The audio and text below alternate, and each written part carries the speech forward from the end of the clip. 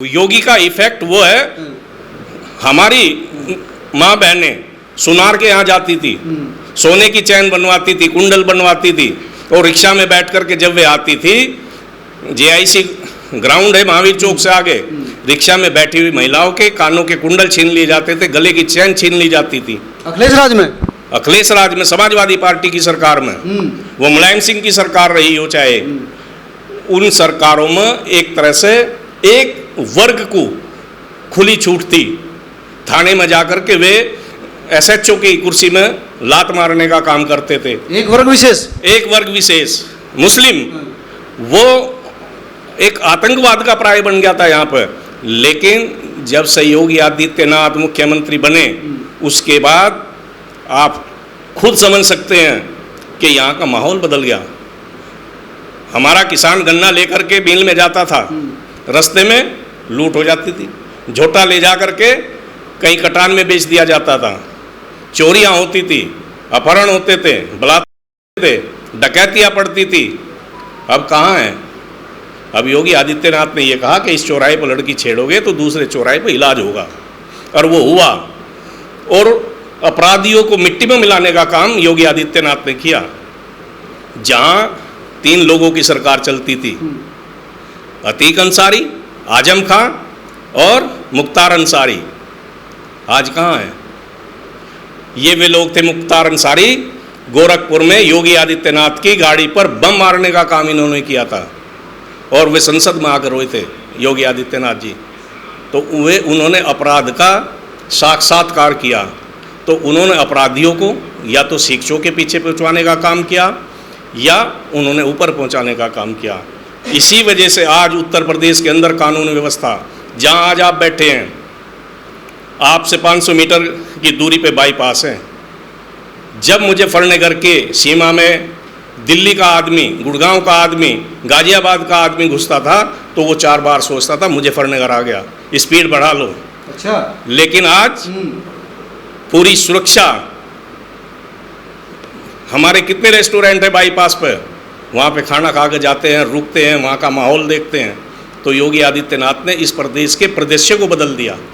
लेकिन कह रहे कि एक वर्ग विशेष के लिए कृपा हो रही, दूसरे को परेशान किया जा रहा, बुलडोजर एक पर ही चल रहा है। केवल बुलडोजर दिखाई दे रहा। बुलडोजर अपराधियों के लिए, जेलों के अंदर अगर अपराधी मारे गए और बाहर भी मारे गए, कि एक विशेष वर्ग का व्यक्ति नहीं मारा गया।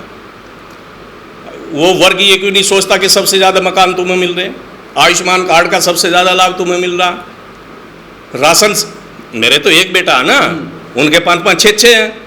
मेरा अगर 35 किलो अनाज आ रहा तो इंटू 6 करो ना, वहाँ पे अनाज सबसे ज़्यादा उनका आ रहा। और सबसे ज़्यादा सरकारी सुविधाएं अगर मिल रही है तो एक विशेष वर्ग को मिल रही।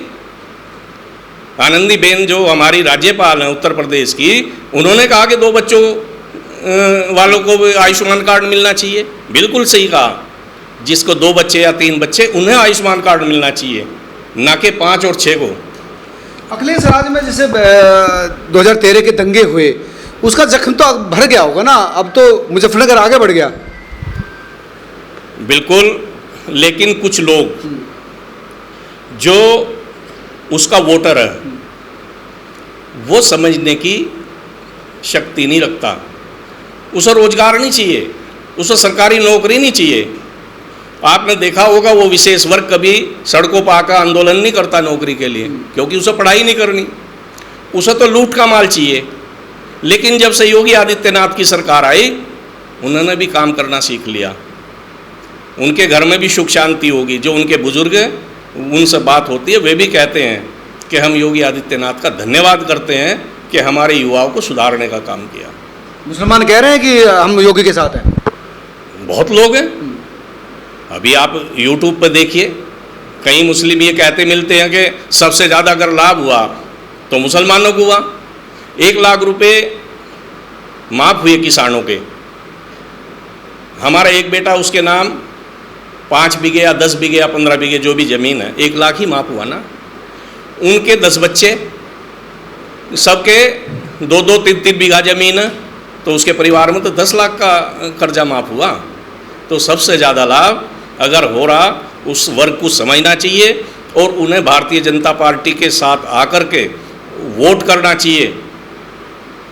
आप जाट महासभा से हैं, कह भी रहे हैं कि योगी जी ने बदल दिया मुजफ्फरनगर, लेकिन भारतीय किसान यूनियन जो जाट मतलब किसानों का बड़ा संगठन है, जाट राजनीति में दखल रखते हैं, वो तो विरोध कर रहे हैं और कहे कि कुछ नहीं हुआ।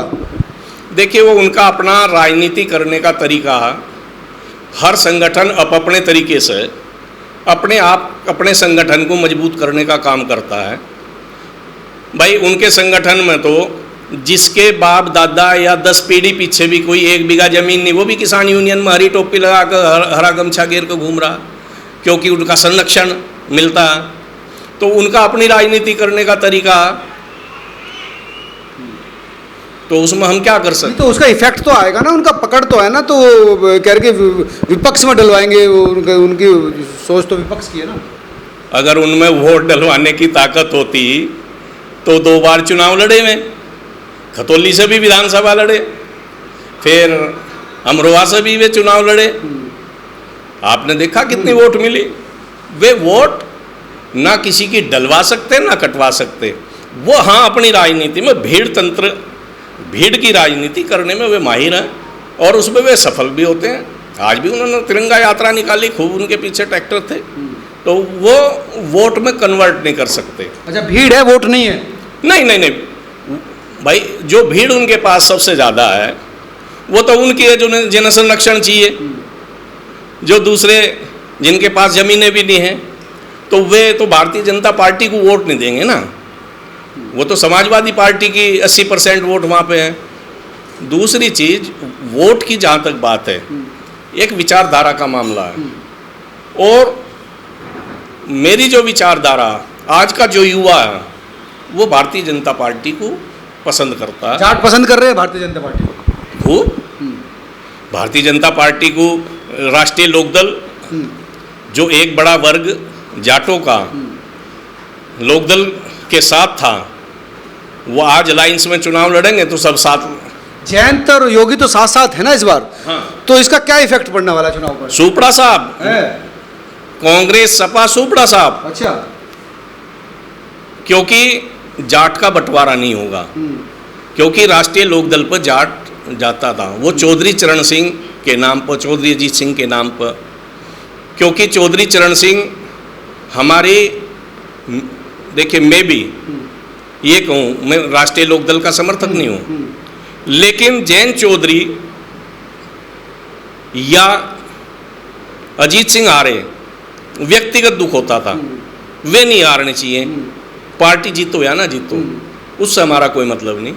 तो जाटों की रगों में कहीं ना कहीं चौधरी चरण सिंह बसते हैं, और वे उन्होंने काम भी किया, उन्होंने हर वर्ग के लिए काम किया।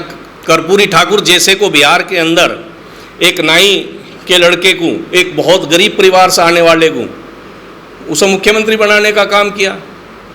मैं एक किस्सा उनका बताना चाहूँ, कर्पूरी ठाकुर जी का। उनका जन्मदिन था, उसमें लालू प्रसाद यादव, मुलायम सिंह यादव, चंद्रशेखर, ये सभी बड़े नेता शामिल हुए। तो उनका कुर्ता फटा हुआ था मुख्यमंत्री रहते हुए, तो उन्होंने कहा कि भाई मुख्यमंत्री का कुर्ता सिलवाया जा। पैसा इकट्ठा किया गया, अगले ने ले जाकर मुख्यमंत्री कोष में जमा कर दिया। तो वो ऐसे ईमानदार व्यक्ति को टिकट देते थे, ऐसे ईमानदार व्यक्ति को मुख्यमंत्री। जयंत चौधरी भी काफ़ी मेहनत कर रहे हैं, मतलब स्किल के लिए, तमाम जो उनका मंत्रालय वो मतलब काफ़ी मेहनत कर रहे हैं। वो भी मेहनत कर रहे, मेहनत का फल मिलेगा, करना चाहिए। युवा है, उसके पास समय बहुत है काम करने के लिए, राजनीति करने के लिए। 1-2 बार ठोकर भी खाएगा तो, लेकिन समय बहुत है, वो संभल जाएगा।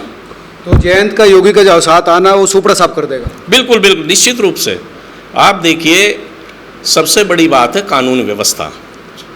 हमारी जेब में 10 रुपये हैं, हम उसके हिसाब से अपने घर को चलाएंगे, और वही 10 रुपये हमारे किसी ने छीन लिए, तो उस स्थिति में क्या होगा? वो चीज़ खत्म होगी। छीन जाते थे पहले, छीन जाते थे, लूट हो जाती थी, हो जाती थी 10 रुपये के चक्कर में। 10 रुपये के चक्कर में मुजफ्फरनगर के अंदर नहीं, पूरे पश्चिमी उत्तर प्रदेश के अंदर और पूर्वांचल के अंदर। मुजफ्फरनगर तो बदनाम था केवल। ये तो एक तरह से मैं बताऊं कि एक आप ये कहिए कि अतिथि देवो भव वाला जिला है। पूर्वांचल में तो अतीक अंसारी और ये मुख्तार अंसारी एंड कंपनी कहाँ के थे। पूर्वांचल में तो बहुत स्थिति खराब थी, लेकिन आज पूरा प्रदेश, वो विंध्याचल हो, बुंदेलखंड हो, पूर्वांचल हो, पश्चिमांचल हो, हर क्षेत्र में विकास की गंगा बह रही। कितने बड़े बड़े हाईवे, ब्रह्मोस आपके लखनऊ में बन रही, और पूरा जो बुंदेलखंड जहाँ पर त्राहिमाम रहता था, खाने के लाले पड़े रहते थे, आज वहाँ भी विकास की गंगा बह रही। तो समाजवादी पार्टी, कांग्रेस और जो टिकैत बंधु, इनका इफेक्ट नहीं आएगा फिर? देखिए, टिकैत राजनीति में नहीं है। वे तो समय आने पे ये भी कह देंगे राम का नाम लेकर वोट डाल दो। उनका तो राजनीति में जहाँ से पलड़ा भारी दिखाई देगा, राम का नाम लेकर डाल दो भाई। अच्छा, स्वास्थ्य ठीक रखना, साइकिल पर चल लो। अच्छा मतलब बोल बोल करते थे। हाँ, चम्मच की बजाय हाथ से खाना खा लो। हाँ। तो उनके तो इशारे हैं, स्लोगन है।